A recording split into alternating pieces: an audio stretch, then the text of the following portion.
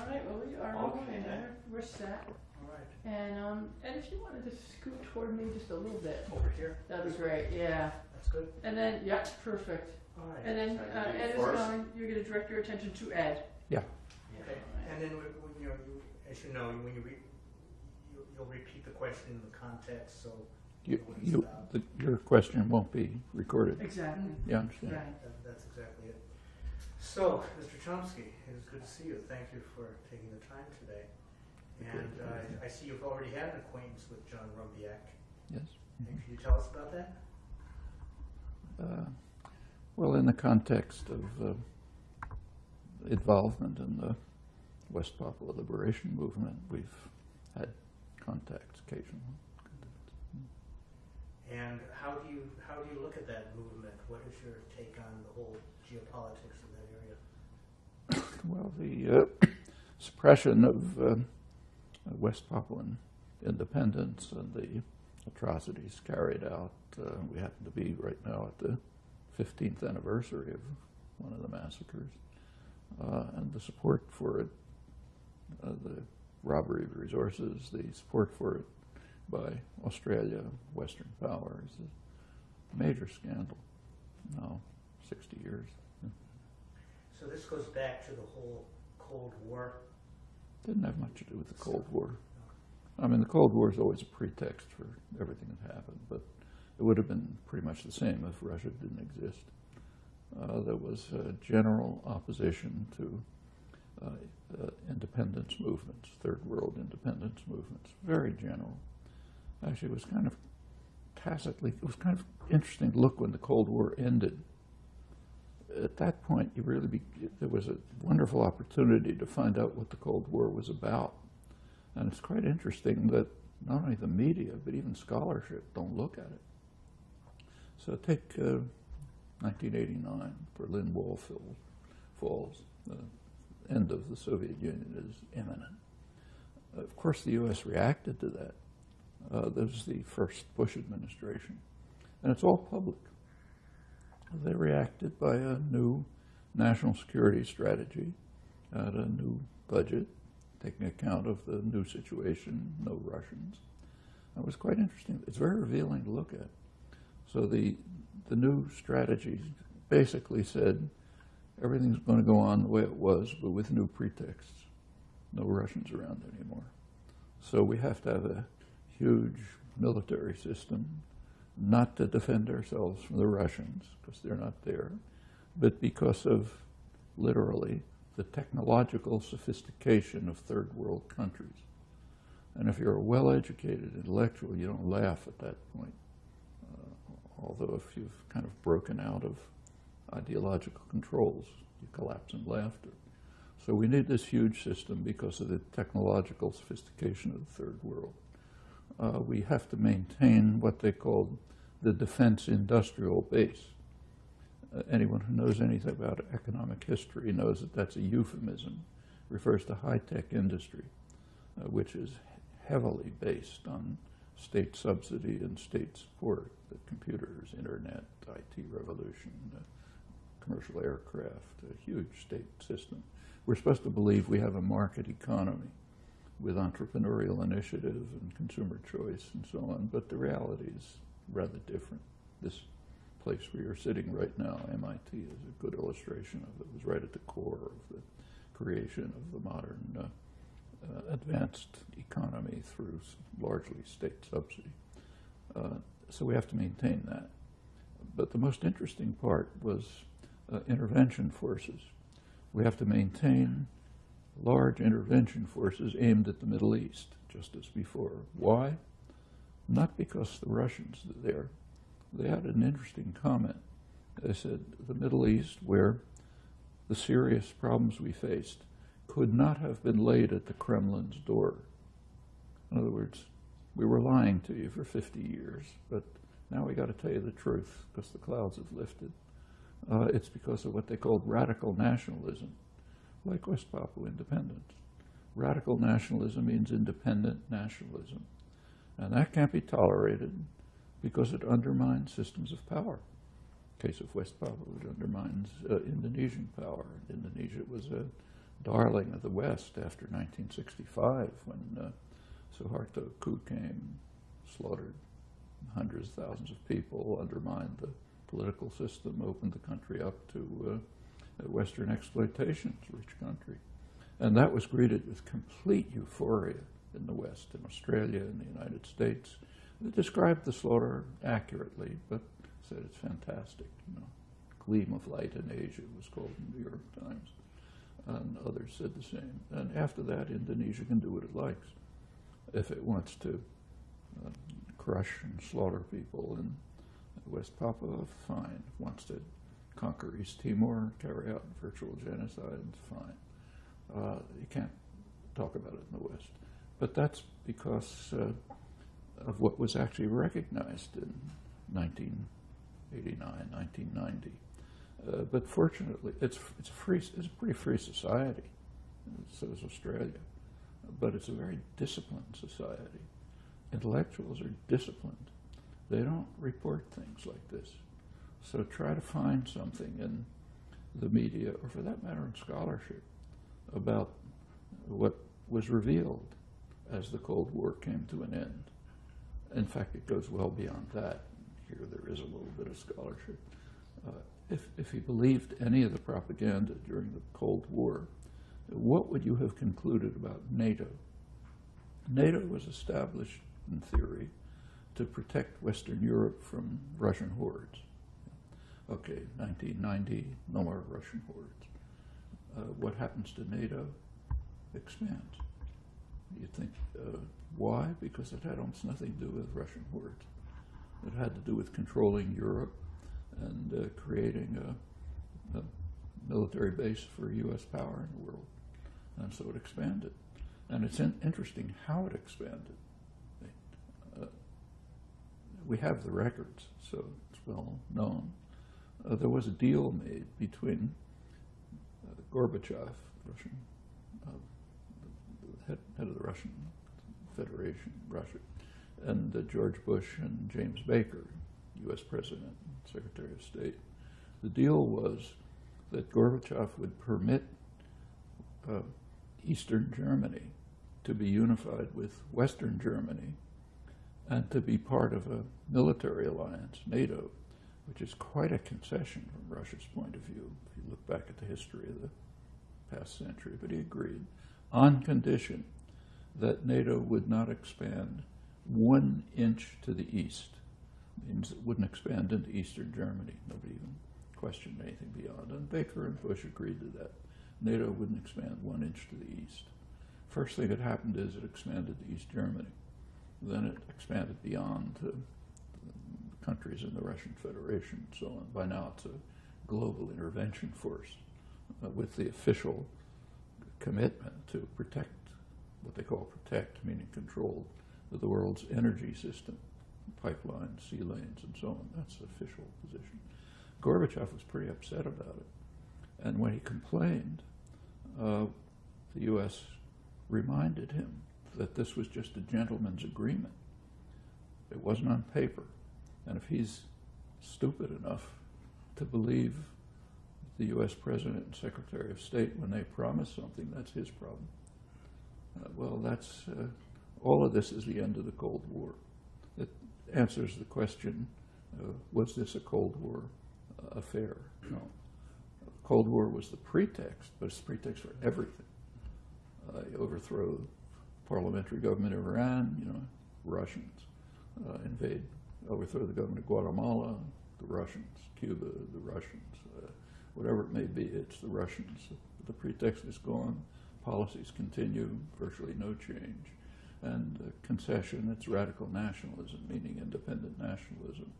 And in the case of West Papua and East Timor, two of them, it was a question of supporting the murderous and brutal and vicious Suharto regime, which was opening up the rich resources of Indonesia to the west. And incidentally, Suharto made another great contribution. There was a mass political organization in Indonesia. The PKI was called Maoist, whatever that means. It was basically a party of the poor. And Australian scholarship recognizes that. It was a party of the poor, in fact, the only mass party of the poor. And the U.S. was very concerned that it might gain a degree of political power through the parliamentary system. In fact, that was a large part of the reason why in 1958 Eisenhower initiated the biggest post-war intervention up to that point to try to break up this was the Indonesian government, to strip away the outer islands where the resources were, make sure the West could control them, the U.S. could control them. Well, that failed. But part of the reason you look back at the documents was a concern that Indonesia was just too democratic. Of course, it wasn't very democratic, but it was democratic enough to allow the party of the poor to participate in the parliamentary system, and there was a fear it might actually win. So, okay, we tried to break it up. Well, that didn't work. But in 1965, Suharto took care of it. It was devastated, demolished. Politics really has yet to recover in any serious way. So sure, this West Papua and East Timor, the other case, fall right within that. No Russians. Russians weren't anywhere nearby. So not so much in the context of Cold War, which is Russia versus the U.S., but in the context of post-colonialism, then. I mean, Indonesia was a creation of the post-colonial. Well, the history of post-colonial history of Indonesia is pretty interesting. You go back to the 1940s, 1945, the U.S. had overwhelming power. I mean, just incomparable. It literally had 50% of the world's wealth and controlled the whole hemisphere, both oceans, the opposite sides of both oceans, and the planners knew it. They planned carefully, how to organize the world in the interests of their own U.S. domestic power, like every state. That's what it responds to. With regard to colonialism, it was a mixed question. The U.S. was opposed in principle to British and French colonialism because they closed off markets to U.S. penetration and control. Nothing anti-imperialist. It just was a restriction on U.S. domination of the world. Same reason they were opposed to the West European labor movement. In fact, one of the first things the U.S. and, in fact, British forces did when they moved into continental Europe was to try to destroy the labor movement and social democratic groups and so on. Just too independent, a story in itself. But they were opposed to colonialism for similar reasons. On the other hand, they were also opposed to third world independence. So there's a kind of a mixed story. Take, say, Southeast Asia. In Southeast Asia, at first, the U.S. supported British and Dutch restoration of control over Indonesia, but it shifted in 1948. In 1948, there was a massacre, Madiun massacre. A lot of so-called communists were killed, and U.S. policy shifted. They figured, okay, Sukarno was the nationalist leader. He could be our guy. So the U.S. supported the end of Dutch colonialism. They kind of kicked the Dutch out of Indonesia. And it turned out they weren't very happy about that a couple of years later for the reasons I mentioned. It was too independent. On the other hand, take a look at Vietnam, right nearby. At first, the U.S. was ambivalent, didn't know didn't like French colonialism, but it didn't want independence either. By about 1950, they had decided they're going to support French colonialism. Go on from there to the Indochina Wars. In fact, Indonesia was a large part of the reason for the Indochina Wars. The U.S. didn't really care that much about Indochina. It's not that significant. But they were concerned about the demonstration effect. It's what Henry Kissinger later called a virus that can spread contagion. If you have independent development in some place, maybe a small place, others nearby will say, well, why not us? And pretty soon you get contagion. That's a major theme of the post-colonial period. You've got to stop contagion from spreading from viruses. And by 1950, they were concerned that Indochina under Ho Chi Minh might be a virus. And they were afraid the virus would spread to Thailand and Burma and Indonesia. And Indonesia is really important because There are rich resources. And they were even concerned that that might lead Japan to what they called accommodate to an independent Southeast Asia as its technological center. And that would, in effect, restore Japan's new order in Asia. The U.S. had fought the Pacific War to block that. They weren't ready to lose the Pacific War in 1950. So they went into Indochina with all the horrors, you know. And in 1965, they got what they wanted. Indonesia was under control. In fact, it's quite interesting that McGeorge Bundy, who was the National Security Advisor for Kennedy and Johnson, and a historian, you know, serious guy, in retrospect, he said that they would have been wise to end the Vietnam War in 1965. The reason was South Vietnam had been probably demolished. Vietnam was not going to be a virus, wasn't going to be a model for anyone. And Indonesia was secured by Suharto, by the mass slaughters. So there was no real point going on with the Vietnam War at that point. Well, you know, by then there was enough momentum, so it was pretty hard to pull out, and they went on for another 10 years. But that's the reasoning. And Indonesia was very much at the heart of it. So when Indonesia carried out mass atrocities internally, or conquests externally with even worse atrocities, that's fine. So you get Western support for it. No Cold War, no Russians, just post-colonialism, making sure that you don't get viruses around the world. Same reason why the parliamentary regime in Iran was overthrown in 1953. Pretext, Russians. Reality, they might lose control. We know, have plenty of evidence for that. Actually, not total evidence, because the U.S. government refuses to release documents, crucial documents from that period, even though it's 1953, but there's enough around, so serious scholarship knows. The same with Guatemala a year later. Got to block it. Same with Cuba. Same with Indonesia in 1958. On case after case, I won't run through them, but that's the leading theme. Actually, Kissinger's virus contagion rhetoric was about Chile under Allende. He said the Allende regime could be a virus that would spread contagion. The contagion is the recognition that you can achieve progress through parliamentary means, social reform and so on. He said that might extend as far as southern Europe. He didn't think that the Chilean forces were going to land in Madrid, you know.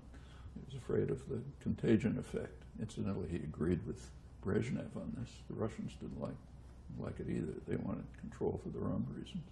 But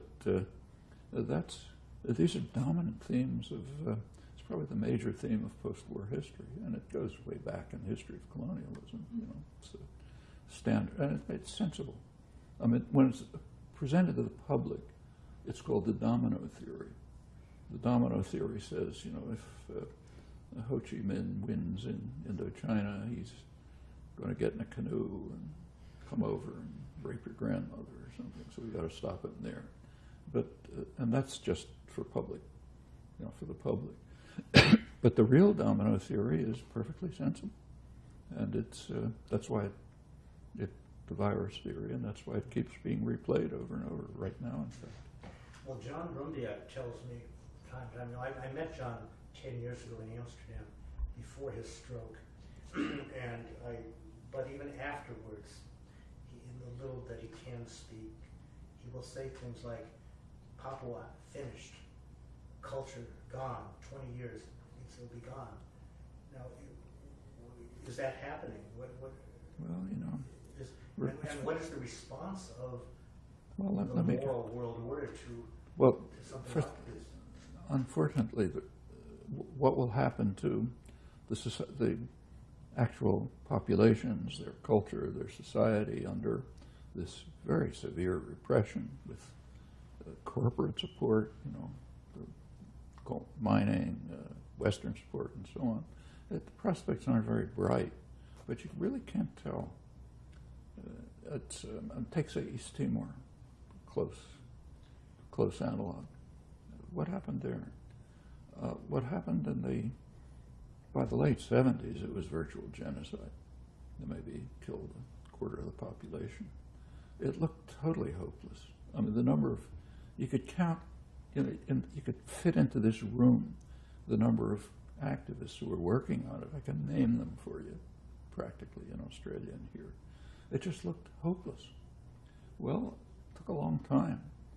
Finally, in 1999, there was another outburst of Indonesian violence and repression. They practically destroyed the capital city, drove a couple 100,000 people into the hills. The U.S. continued to support them, continued.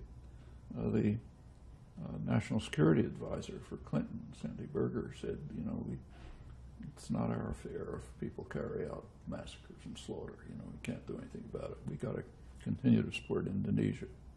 U.S. Military forces were carrying out joint operations with the Indonesian army after all of this happened. Finally, in September 11th, Clinton was at an international conference. There was a lot of international protest at that time. There was also rising domestic protest. Partly it was the activist movements that had been working for decades. Partly it was far-right Catholic groups. East Timor was Catholic. Indonesia's Muslim, so that was a complicated story. Can't go into the details. It was possible to get influential far-right Catholic groups to put pressure on the government. All of these factors combined, Clinton informed the Indonesian generals the game is over. A couple of sentences. Next day they withdrew. Could have happened for 25 years. After they withdrew, a UN peacekeeping force, Australian-led peacekeeping force, entered, which was a good thing. You take a look at how that's handled in history. That's handled as a great case of humanitarian intervention. I mean, what it really was an extraordinary scandal. 25 years, the U.S. continued to support the crimes, atrocities, and virtual genocide. It could have stopped it in 1 minute. You don't have to invade anyone. You don't need sanctions. You don't need threats. Just stop supporting it, and it's over. That's what the record shows. And that's called humanitarian intervention. It's a pretty striking story about intellectual culture. But let's turn to West Papua. Could be the same. And in fact, the chances of recovery of a culture are, let me give you one example from right here. In this area here, when the British colonists came, one of the biggest tribes, major languages, was the Wampanoag. About 100 years ago, they were gone. I mean, there's some remnants around. The language was gone. Now, there's the first native speaker of Wampanoag in 100 years. It was a 6-year-old girl. What happened is that great linguist here, Ken Hale, died recently. One of the people who created Australian Aboriginal linguistics and worked on land rights and things. But he and a young woman from the tribe, Jenny Littledoe, were able to reconstruct the language, which hadn't been spoken for 100 years. She taught her daughter, she had a baby, and the baby grew up speaking Wampanoag, first native speaker in 100 years, to revitalize the tribe. They're still around, to revitalize the tribe. But that's looked like total destruction. Can't get worse than that. But it's reviving. And there are cases that are not that bad that are reviving. Well, there are several hundred languages in West Papua. Yeah. That every little village, every little tribe has its own language, and these are all being wiped out. But that's true of most of the world. Migration from the Indonesians. That's true. So from a linguistic point of view. But that's true. If you go to, say, California, there are probably 1,000 languages there. Almost all gone. But it's true in Europe, too. Take, say, Italy. There are plenty of people in Italy who can't talk to their grandmothers because they talk the language which is being destroyed. It's one of the things that happens with so-called increase of civilization. But it doesn't have to happen. There's revival too. This case that I mentioned is the most extreme that I know of, but it's not the only one. Take, say, Basque. Basque was spoken, it was banned under the fascist regime. And it was spoken by people's grandmothers up in the hills. It's now the national language. Take Wales. You walk around the streets of Cardiff, listen to children coming out of school, they're talking Welsh. It's revived, There's lots of possibilities. So not what we'd like it to be, maybe, but... Getting back to something you said a moment ago about the right-wing Catholic groups that were these in the United States? It wasn't so much groups, it was individuals. I don't want to mention names, but it was actually right-wing, powerful right-wing Catholics who were influential in the Republican Party. Some of them had been high up in the Reagan administration. And they got mobilized, mainly on religious grounds, because, Bishop Bellow had won the Nobel Prize. It was, they got mobilized on the grounds that a Muslim country was destroying it. So is this why there's no moral outrage in the United States about what's happening in West There's Papua? no knowledge of what. Well, it's off everyone's radar screens to begin with. Americans are... Try to go to the Harvard Faculty Club and see if you can find anybody who knows anything about it, let alone the streets. You can't oppose things unless you know something about them. You can't know something about it if it's suppressed. But in the last 10 years, since 9/11, we've had this increasingly militaristic surveillance culture in America. And do you think this is a reason why places like West Papua now are twisting in the wind? Because they were twisting in. Yes, there is a surveillance culture. There actually always has been. It's now expanded enormously under Obama. It's going through the roof. But take a look what happened before 9/11. Did anybody ever hear of West Papua? No. Did anybody hear of East Timor? No. Actually, it was real work to try to get anything noticed about it. So does this have something to do with Americans, Eurocentrism? No. Has to we do with responded to the British being bombarded in the Blitz. We responded to Little Belgium in World War I, but we don't respond to places that are not because we cared about Britain and we cared about Belgium. On the other hand, we don't care about East Timor. We care about Suharto's Indonesia. And it's not the United States. Australia's the same. Britain's the same. I mean, by now, the British are just barely beginning to look seriously at some of the crimes of empire. There was an interesting article in the Times Literary Supplement, a pretty conservative journal. There was an article there about a year ago by an eminent historian of empire, Bernard Porter, in which he was reviewing 2 books about the early history of the British in India. And he said, well, if we look honestly at this, we're going to list the British leaders among the great genocidaires, the great genocidists of the 20th century. That's today, centuries later. Same here, same. Australia's quite interesting, very interesting, with East Timor. Probably know the history, but during the Second World War, Japan was moving south, a powerful military force. They were threatening Australia. It looked as if they might invade Australia. Timor lies in between them. There were a couple hundred they were going to conquer Timor first, then go on to Australia. There were a couple hundred Australian commandos, that's just a scattering of them on the island, to try to block this powerful Japanese force. Couldn't have done it. They had a lot of support from the Timorese.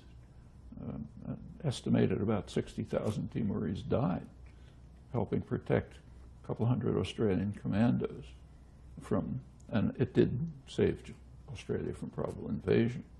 Well, there are people in Australia who know something about that. Their uncle told him a story, or the grandfather told him a story. And that's part of the reason why there was a degree of opposition to Australian support for the horrendous. Australia had the worst record anywhere on the Indonesian conquest of East Timor. And there were people who remembered it. I mean, Australia is the only country which formally recognized East Timor as a province of Indonesia. Actually, the person who recognized it was Gareth Evans, he was prime minister. He signed a deal with Indonesia to rob the oil of offshore in East Timor, and that deal was the only document on record which formally it describes East Timor as a province of Indonesia. Gareth Evans is interesting because in the West he's regarded as the hero of responsibility to protect. He's actually one of the worst violators of this principle. But that's what's called good indoctrination. In fact, there's a picture that circulates in Australia among activists of showing Gareth Evans and his Indonesian counterpart, Ali Alatas, kind of high-fiving and drinking and celebrating the treaty to let Australia steal the resources of East Timor, the province of Indonesia. Actually, there's enough activism in Australia so that Evans was asked about this. He had an answer. His answer was, the world is littered with cases of acquisition by force, so it really doesn't matter. This is the guy who's the hero of responsibility to protect. We have to invade other countries because somebody bad is doing something. I mean, it takes a really corrupt intellectual culture for this to survive, but that's ours. And it's not just the United States, it's Australia, it's Britain, France. Take, say, France and Haiti. France practically destroyed Haiti. Haiti was the richest, certainly France's richest colony, maybe one of the richest in the world. Maybe 20% of France's wealth comes from destruction of Haiti. When the French were finally kicked out, 1804, they imposed very harsh sanctions, including an indemnity. The Haitians had to pay France for the crime of liberating themselves. It was a very harsh indemnity, which in fact strangled Haiti for 150 years. A couple of years ago, the Haitian government, a brief period in which they were independent, very brief, approached France to suggest politely that France compensate them somewhat for this. French government considered it and rejected it with anger. How dare you even ask us? The person in charge of that committee, incidentally, was Régis Debray, the famous as anti-imperial activist. The United States is not alone. This is, as far as I know, universal. Yeah, she's saying actually we've gone over our time. Okay, yes, we've gone over our time. Do you just want to conclude? You have one more question? Yeah, one question I have is about John Rumbiak, and he belongs to a small group of activists in West Papua. Would you like to say something about John Rumbiak and his fellow? Well, he belongs to a noble tradition. John Rumbiak belongs to a noble tradition of people who have resisted oppression, violence, atrocities. Many of them suffered severely. Some of them, years later, are honored. Take, say, Nelson Mandela, who's probably on his deathbed. He was in prison for 27 years, torture, brutality. In 1988, the Reagan administration designated him as one of the more notorious terrorists in the world. He just got off the U.S. terrorist list a couple of years ago, Nelson Mandela. Now he's recognized as a hero, if not a saint. Sometimes it happens. And my last question is, can West Papua learn from East? Is East Timor a model of hope, do you think? Is East Timor a model of hope? I mean, the country was practically destroyed. Maybe a couple 100,000 people killed out of a population of 600,000-700,000. The place devastated. But finally, it did succeed in liberating itself. It's got plenty of problems since, plenty of problems, internal and others. But it's pretty astonishing. And yes, it's a model of hope. It's not the only one. Take, say, Nelson Mandela. If you go back to late 1980s, the cause of anti-apartheid looked really hopeless.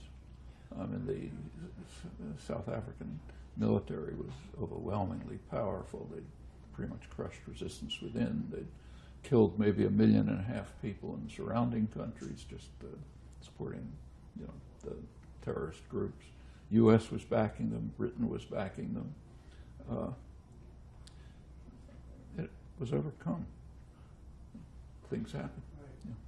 Thank you. Is there anything else, just final thing that you'd like to say about John or about West Papua that?